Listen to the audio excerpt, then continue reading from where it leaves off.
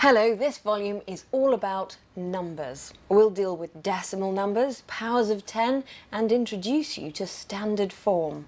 I'll explain multiples and factors and how useful they can be. We'll also meet squares, cubes, and their roots.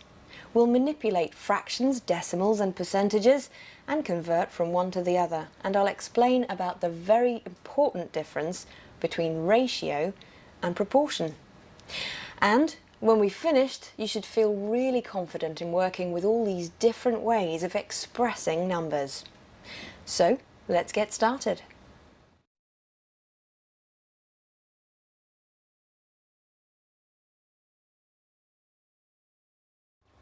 Welcome back. Decimal numbers are a truly great invention, but sometimes we can do a little better. It's not the numbers themselves that are the problem, it's the way we write them down. Here's an example. Do you know what the distance is from the Earth to the Sun? Well, it's about 150 million kilometres, and when we write that down, it looks like this. Now, there are two problems with this number. The first is that there are so many digits, it's easy to get lost. If you were copying this number, it would be easy to get the number of zeros wrong. Now, there's something simple that we can do to help that, writing the number with a bit of extra space between each group of 3 digits. Now, because we use placeholder zeros when we need them, there's no danger of misreading this number and imagining that the spaces affect the place values. But that doesn't help with the other problem. Is this the exact distance from the Earth to the Sun? Probably not.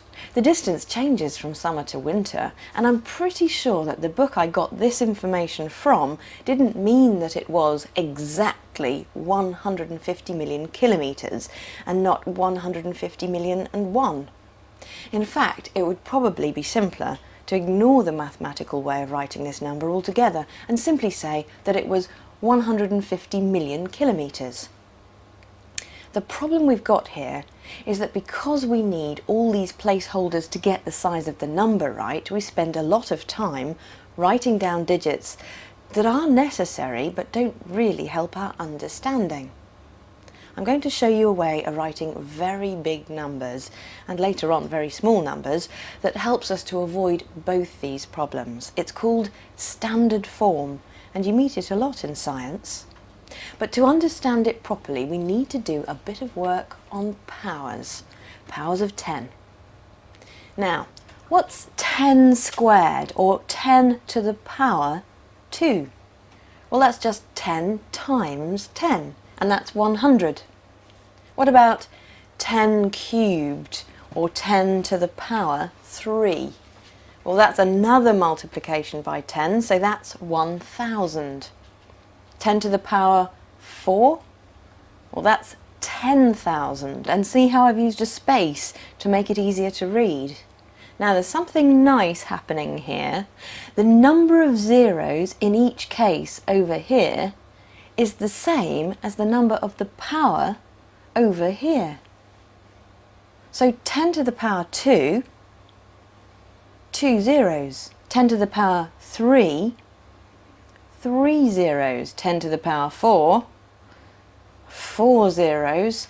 So what do you think the power would be if we just had 10 on its own up here?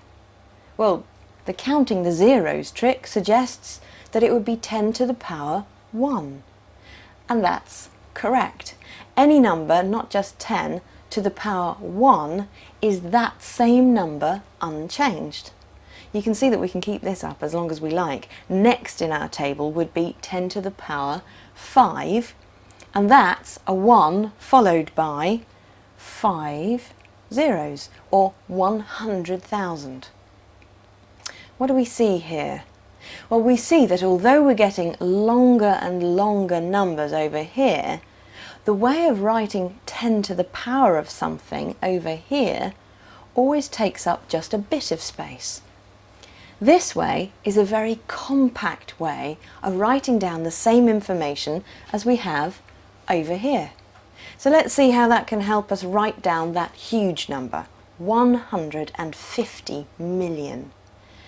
Now powers of 10 are bound to help us here because of all these placeholder zeros we've got hanging around.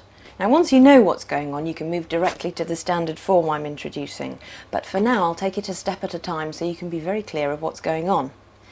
So I'm going to worry just about these last 3 zeros for now. You could think of this number as just 150,000 multiplied by 1,000. So if I took this bit and multiplied by 1,000, I'd add 3 placeholder zeros. Now there are 1, 2, 3, 4 zeros here, and then add another 3 zeros because we're multiplying by 1,000, and we'd have the 7 that we want. 1, 2, 3, 4, 5, 6, 7 zeros. Now I haven't changed this number at all. It's still 150 million, but I haven't made it any shorter either. With powers of 10 though, I can make it shorter because I can write this 1,000 as 10 to the power 3. And then we can make it shorter still. If you look what we've done on this line, you can see that this 150,000 is just 150 times 1,000, or 10 to the power 3. So now we've got 150 times 10 to the power 3, and then times 10 to the power 3 that we already had. Now, because you know how powers work, we can make this even shorter. Because these are both 10 to the power something, we can just add the powers. So 150 times 10 to the power 3 times 10 to the power 3 is 150 times 10 to the power 6. Now this is definitely shorter, but we can go further still, because this 150 is 15 times 10. So we can add that extra power of 10 to these 6 here and write our number as 15 times 10 to the power 7. Now this has already helped with our 2 problems. We've got rid of the long string of zeros by parcelling them up in this 10 to the power of 7 here. And when the number is written down like this, it suggests very strongly that the book I took it from meant me to understand it as 15 followed by 7 zeros. That is, it certainly isn't 16 followed by 7 zeros, but it also doesn't suggest that it's exactly 150 million and not 150 million and 1. Writing the number in this form hints at how accurate you think the number is. Well, we've made great gains in using decimal numbers, but we're not quite at standard form yet. And to take that last step, I have to confess that I haven't been completely truthful. The book that I looked this up in didn't actually say that the distance from the Earth to the Sun was 150 million kilometres.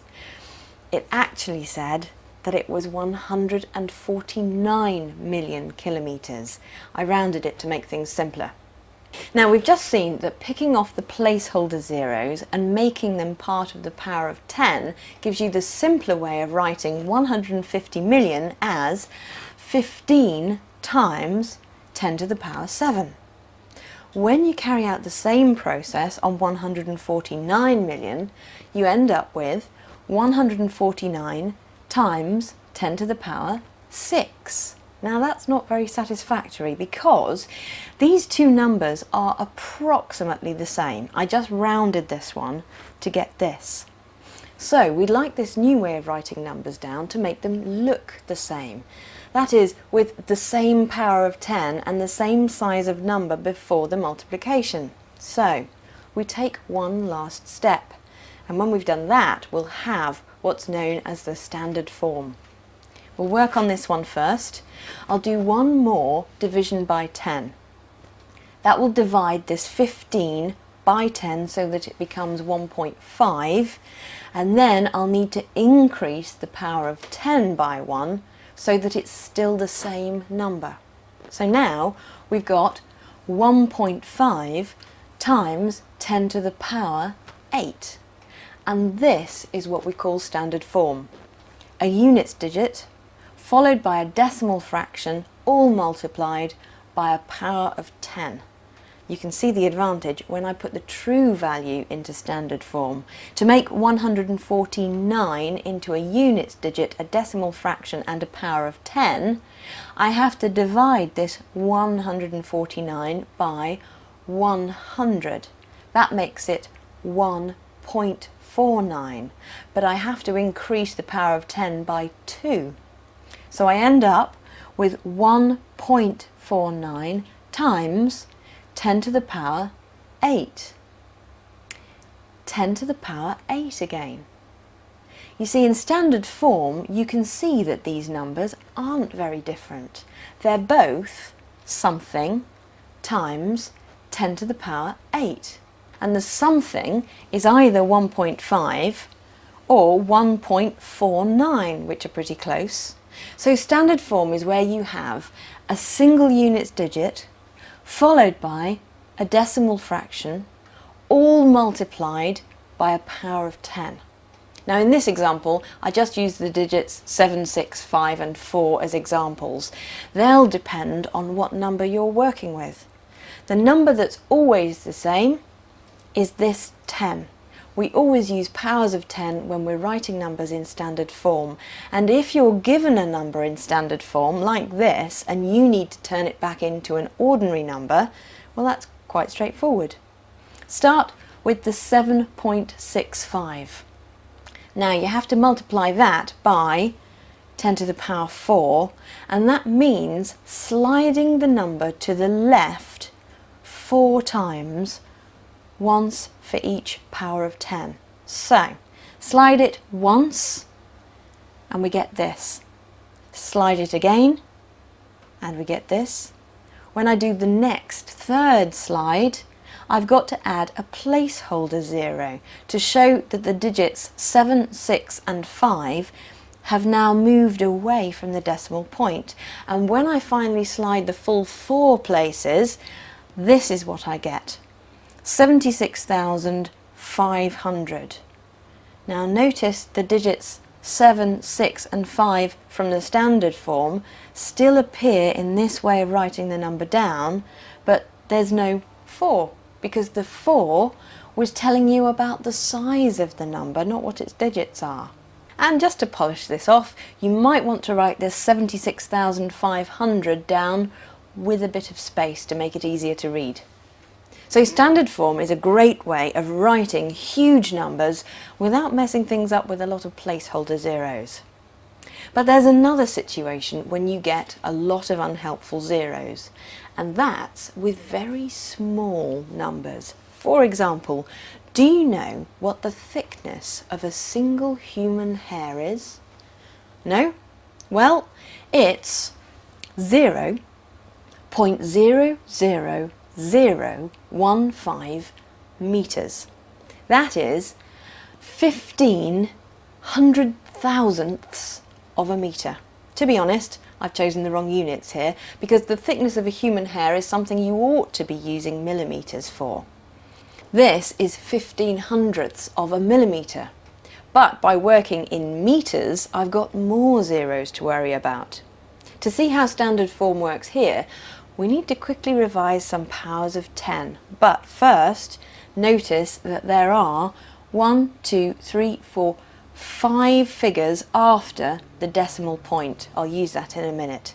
So let's look at the powers of 10. Remember that 10 to the power 1 is just 10. What happens if we divide by 10? Well, the power is 1 less. That's how powers work. And 10 divided by 10 is just 1. So 10 to the power 0 is 1. In fact, any number to the power 0 is just 1. Let's divide by 10 again. And now we're into negative powers. 10 to the power -1. That's 1/10 of the previous answer. So 1/10, 0.1 as a decimal fraction. We can go quite quickly now. Divide by 10 again, and we get that 10 to the power -2 is 1/100th, or 0.2. 10 to the power negative 3 is 1,000th, or 0.001. 10 to the power negative 4 is 0.0001. Notice, by the way, that when you're working with negative powers, that nice trick of the number of zeros being equal to the power still works, but you have to count the 0 before the decimal point. So 10 to the power negative 4 has 1, 2, 3, 4 zeros, including the one in front of the decimal point. And now finally the one we want. 10 to the power negative 5 is 0.00001. And we want this one because it has the same number of digits after the decimal point as the number 0.00015. Remember that this is the thickness of a human hair if we measure it in meters. Well, because of the work we've just done on negative powers of 10, you know that this is 15 times 10 to the power negative 5. And you've managed to avoid that run of confusing placeholder zeros. Now, of course, this isn't quite standard form. I said that to count as standard form, you had to have a units digit and decimal fraction, as well as the power of 10.